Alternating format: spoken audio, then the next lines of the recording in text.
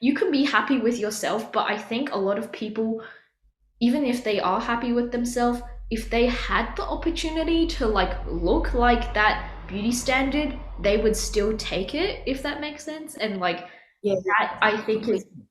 a deeper sort of meaning of like self-love and self-acceptance, is that it's one thing to like say, oh, I love myself as I am, but another thing on a deeper level to say like, I love myself as I am, but if I had the opportunity to be anything else other than the best version of myself, like I wouldn't take it unless I'm like improving it because I want to improve, you know what I mean?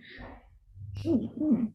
Has there ever been a time where like we talk a lot about this sort of marketing that almost like tricks people? Have you ever been like duped into that, or like, you know, do you think that there's been a time where like you've wanted to kind of give into a certain product or brand because of its like ludicrous sort of promises, but then you were like, better not, or that seems a bit sus? I don't know. Um, I actually don't know if you have, because Gloria is very good at researching, and she has this whole like document of like the technical Oh, stuff in like okay. hair and things, and it's very impressive, but I don't know what it means, so I just let her do it. Okay. So yeah, that it's a very interesting question. Yes, I do feel like that. So ever since I think prom really well formal inspired this like journey of I guess self-care and self-love for me. And since that event, I've been doing research into skincare and researching what ingredients that are beneficial for my skin and what ingredients should I avoid. I know that physical scrubs, heard of the Kylie, I think it's Kylie Skin Walnut Scrub, Oh like that yeah, kind of I scrub. heard it like makes Yeah, like micro tears and it's like not good. yeah, exactly. Exactly. Just physical scrubs are really bad for your skin. I know that. I know that 1,000%. But sometimes when I look at like an ad, or sometimes when I go to the pharmacy and I look at like a new type of facial scrub, I look at the ingredients, I look at the claims, and I go, I actually I do kind of want that. Like I do kind of fall into the trap that the company sets for me. They're saying, oh, it's it's going to scrub away all of the impurities, all of the oil, all of the excess oil and dirt and that kind of thing. And I do feel compelled by that. And yeah, well, usually most of the time I do catch myself before I purchase that product.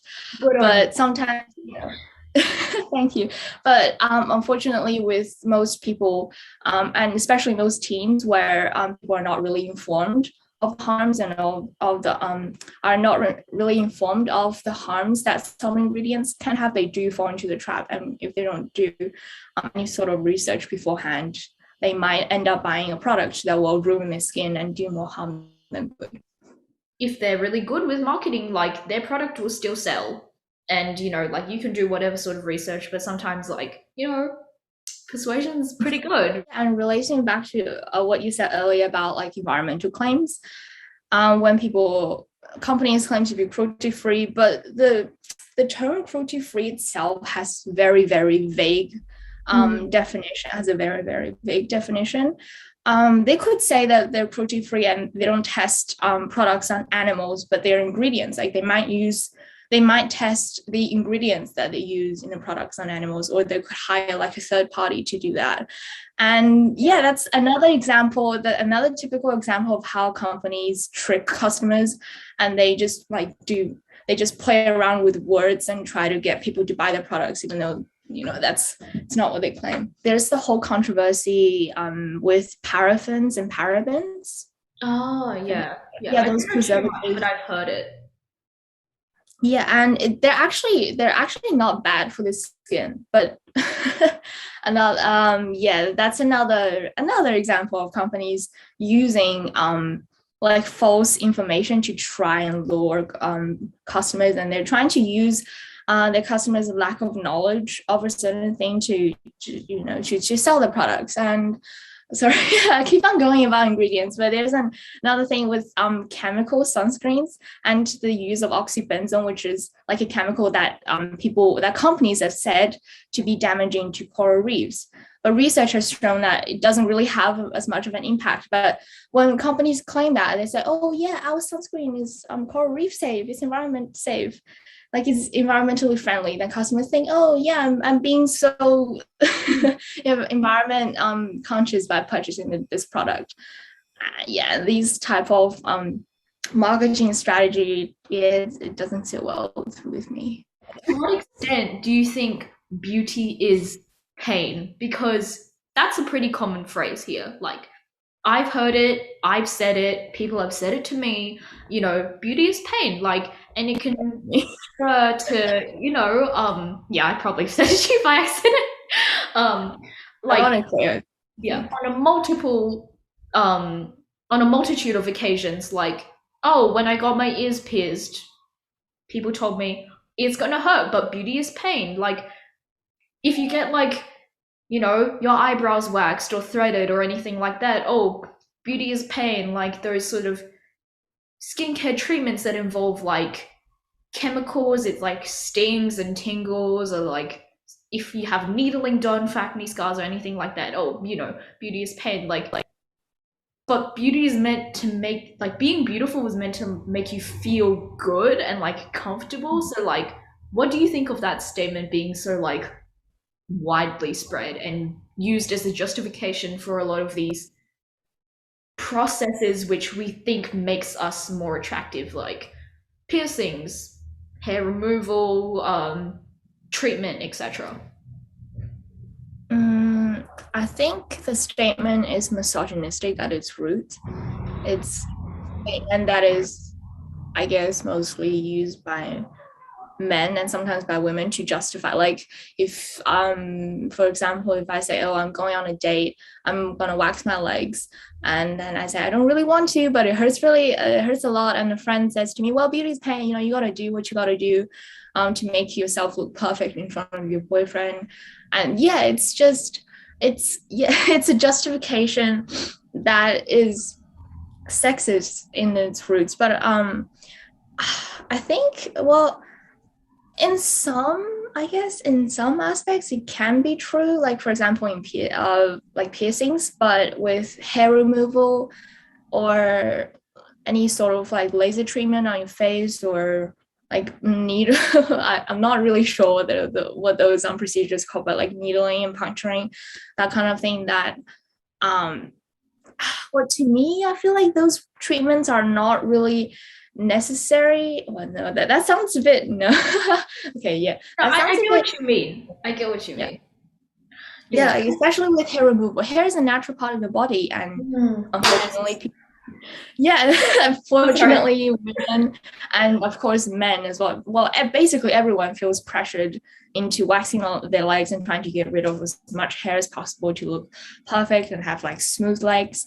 And that is toxic. That is a toxic beauty standard. But with piercings, I'd say like that it's not as much of a problem with piercings. Yeah. But yeah, for other procedures, like for example, injections to make you look more youthful. I'm not sure if they actually hurt because I haven't, I'm not Yeah. very knowledgeable on that part.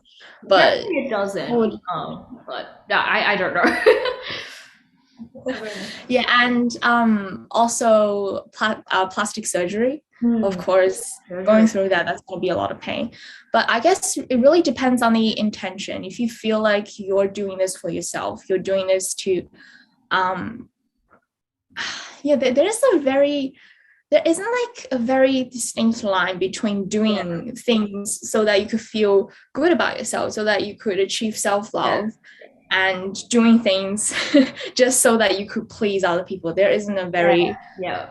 That was the distinct line line. I was trying to get out earlier. The line when it comes to beauty and like self-confidence is really, it's like barely there, because I feel like even sometimes when I know I'm doing it for myself, I feel like I'm doing it to this like unseen, like to appease like someone in a way. And like, if it especially if this like whatever I'm doing like procedure like fits a sort of beauty standard or like societal expectation, then like, well, to me that's just like a bonus, if you know what I mean, because like even though I want to do it, I'm also fitting in to, what other people expect of me. And that's like a hard thing to kind of, think about. And when you brought up like the misogyny, I was excited to talk about it because I think there's a lot Please go. of misogyny and like the male gaze rooted especially in like feminine perceptions of like beauty and like what they're meant to be. Like I'm sure you've heard of the not recent, but more commonly talked about now, sort of discovery that people are making links of what female beauty standards are to a child, whereas like they're smaller, like petite, you're like clear skin, youthful looking, like no body hair, also behavioral traits like being, quiet, obedient, and that sort of thing. And it's just, yeah, disgusting, I know. But, Yeah, like, that's but some people, like, I think that connection is fair because you do see a lot of those, like, links. But I was also very interested when you said, what I was trying to say earlier about like, where's the difference when you're trying to do something for yourself, but at the same time, when you cater to those beauty standards, you feel like you might be doing it for something else. And yeah. I think the male gaze plays a big role in that as well, um, because it's been in the best possible way. I'm going to bring up again when we studied Pride and Prejudice in school, where it's like, yeah, stop laughing at me. It's, like, Yes. even if you don't want to, you have to, like, it's been forced upon women for, like, since history. Like, you have to look and behave a certain way if you want to get a husband. And even though we are no longer in the Regency era where, like, we need a husband for financial support, and like housing, still, like having a boyfriend or having a partner is, but especially if it is a man, it's like seen as a desirable thing. And in order to get this reward or this prize, like you have to look a certain way, which is weird. Yeah. Yeah. And you see people, like women, well, it's especially prevalent in like women preparing to go on dates where they, they pay more attention to his skin, or they put a lot more makeup than usual, and they dress nicely, they spray perfume on just so that they could look good to their partner. Yeah. And yeah. I don't think it's um like just an individual thing, because like I see it on like such a large scale, is that like a lot of people joke like, oh, if you look in formal pictures or like prom pictures, or you look and like couples out on dates and things like that, generally the girl is dressed pretty presentable and, nice, got hair did, makeup and that sort of thing, nice outfit. And the guy kind of, not to make generalizations, of course, I know sometimes can be the other way around. If couples go out with a guy and a girl, right, it is not uncommon to see the guy put in like zero effort, or like because they don't feel the need to appeal to the male gaze, because they have not had Are the they are male the gaze onto perpetrators. themselves, Yeah, exactly. like they can go out in like the same shorts they've been wearing for the past week and like barely brush their hair, and they'll call it a day. They'll get Obviously, away with it. People don't judge them or anything. exactly. And I think that's really interesting and something that a lot of, maybe like what I said, like I am reading too deep into this, but I think on a general pattern, like the expectation of how girls are meant to like prepare, like there's this whole list of things, like of what we're meant to do to like look presentable, which like you said includes those things where, oh, maybe I don't want to do it because why should I, like getting rid of body hair. Like it grows there for a reason. It's natural, and you know, like shaving my legs and all doesn't make me like necessarily more attractive. It doesn't change my outward appearance that much. So like, why is it expected of us to do it? I think, well, you basically put it perfectly into words. Um, but this Hey. pressure on, yeah, this pressure on, well, especially women, to look the best. Well, yeah, to shave their legs and to do their makeup, do their hair, do everything so that they could appeal to the male gaze. It's very, very deep rooted misogyny. And unfortunately, I think beauty standards are basically there because of this ideal that men have. Like that like beauty standards exist because men, well, I think it's mainly men think that that's what women should look like. Yeah. And it's sad, but I mean, I do think that women didn't. Oh, I don't think that women created beauty standards by themselves. I think they mainly did that so that they could appeal and like they could try and find things that men find attractive, and they made that into beauty standards. So Mm. yeah, and do you know what I mean? Yeah, yeah. I feel like what maybe I might word this poorly, so I apologize, but like men generally created beauty standards, and in order to like that Pride and Prejudice survival instinct, like women upheld them because they had to become what a man find it, attractive in a woman if they wanted to, be able to like keep their place in society. And even though now we're not in that same era of like it where it would literally be a problem if, I was like 20 and I didn't have a husband or a boyfriend. Like so glad that we're past that, but with the same token, male attention is treated as like this commodity that we need to have if we want to be desirable. The problem, it's a continual problem, Mm. and it's a problem that's likely not going to go away in the even in the next few centuries because honestly, I think it's this is gonna sound really bad, but it's kind of like again, it's human nature. I guess to continue humanity. Whoa. That sounds weird. You know what I mean? Like women have always like they're trying to find someone. Okay, no, this is sounding misogynistic. No, I don't like where this is going. Imagine me just like going from feminist. Oh God, okay. Gloria But is yeah, helping anyway. us reach that perspective of like that we were looking for. Oh. Yeah, this sounds really bad. But what I mean is it's a continual problem that's likely not going to change in the immediate future.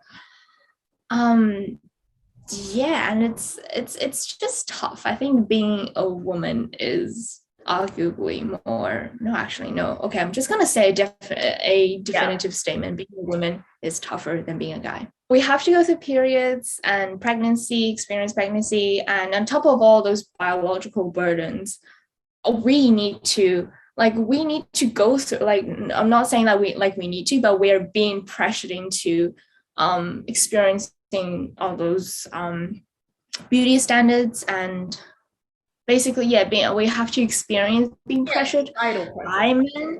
It's unfair. It's Yeah. yeah, it's so unfair, but unfortunately that's just how society is nowadays. We are the next generation. We are the, emerging future leaders and influencers of this world. How do you think we can make a difference to do better, to be better, and, just feel more confident in ourselves? Like we've talked a lot about like beauty standards, whether or not that's like racial and cultural and that sort of thing, and misogyny, which is always a fun topic to talk about. So, like, how do you think we can improve going forward? Like, we've had this history of, not so great stuff about like trying to fit into this really fake and almost unattainable beauty standard. What can we do? Okay. I think as individuals individuals, the only thing that we can really like achieve, especially for teams like where we don't have a lot of experience, where we don't really know what we're doing in the world, one medium to send out that message is ironically social media. There's this trend going on. Well, you're on TikTok a lot more often than I am, so I think you probably being more familiar with that trend. But there was the whole like that trend where people show off their natural skin without any filters, without any makeup. Like, and there's the song called there's the song. I'm not sure what the song is, but I'm so tired of the Photoshop. Oh And yeah.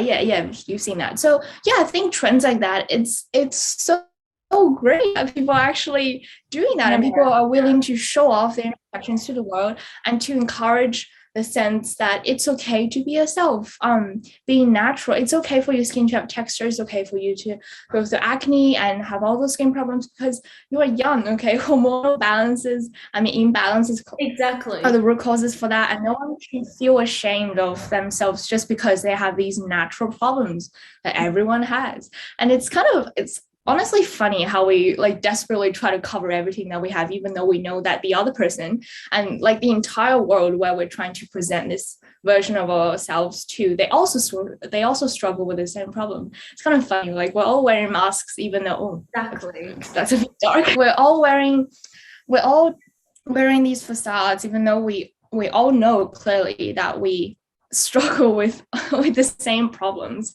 And it's great. It's just honestly so amazing for social media to have that kind of what for creators, for influencers to have that kind of trends going on to raise awareness for young kids, Yeah. especially.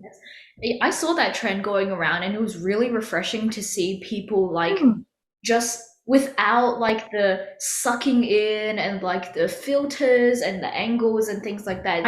I do think what you said, like social media can be this like incredible tool in like spreading this message of like you don't always have to look like this, and the fact that you look different is normal and it should be celebrated as well. It's great for these trends to be popping up and to be like increasing, to be gaining popularity amongst teens, and also with the rise of I guess what do you call it? Like just with the rise of like unconventional beauty companies like the Body Shop, I think they're a great company where they